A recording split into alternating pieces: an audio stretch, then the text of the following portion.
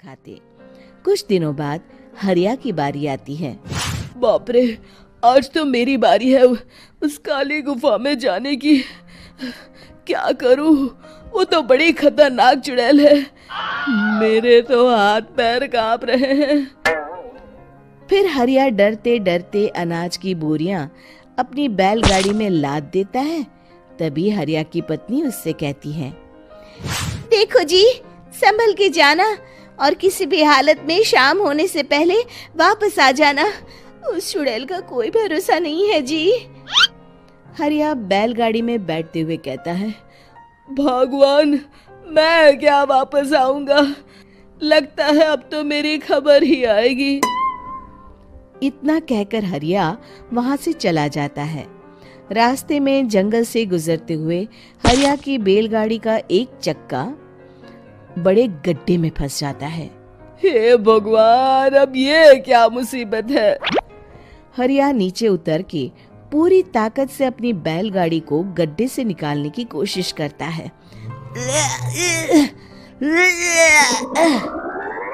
बहुत देर मेहनत करने के बाद हरिया की बैलगाड़ी उस गड्ढे से बाहर निकल जाती है। हे भगवान, अब तो शाम होने वाली है। आज तो मैं गया काम से। जैसे तैसे हरिया काली गुफा में पहुंच जाता है। अरे मर गया रे, यहाँ तो चारों तरफ डरावना माहौल है। मैंने यहाँ आने में बहुत देर कर दी, कहीं चुड़ैल नाराज ना हो जाए। हरिया अनाज की बोरियां वहां रख के जैसे ही जाने लगता है, तभी उसे किसी के आने की आवाज सुनाई देती है। हरिया एक कोने में छुपकर अंदर देखने लगता है। चुड़ैल वहां आती है और फिर अपने चेहरे से नकली चुड़ैल का मुखौटा निकाल देती है। हरिया ये देख के हक्का बक्का रह जाता है।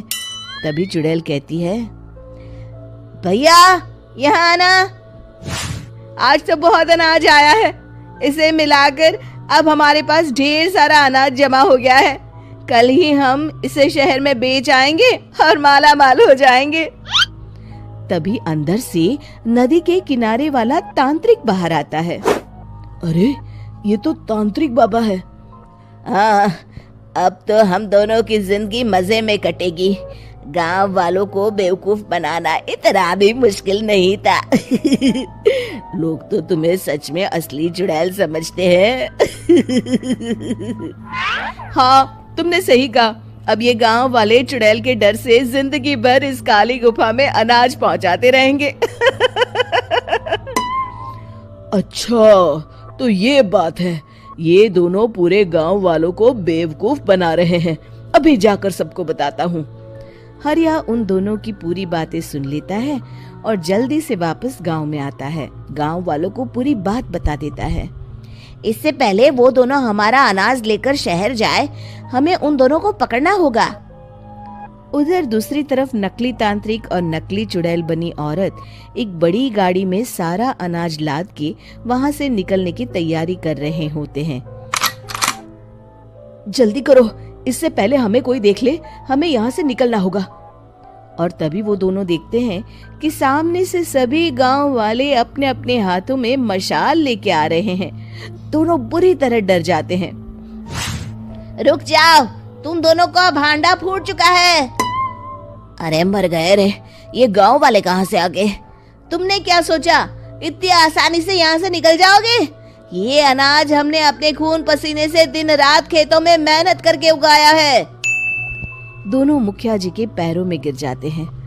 हमें माफ कर दीजिए, हम दोनों एक नंबर के कामचोर हैं। बिना मेहनत किए पैसे कमाना चाहते थे। हाँ, अब हम आगे से मेहनत मजदूरी करके पैसे कमाएंगे। हमें कुछ मत करना, हमें छोड़ दीजिए। इतना कह के दोनों गांव छोड़ के भाग जाते हैं और सभी गांव वाले फिर से खुशी खुशी रहने लगते हैं। शिक्षा, तभी तो कहते हैं कि किसी भी समस्या का समाधान केवल सूझबूझ से ही करना चाहिए और कभी हिम्मत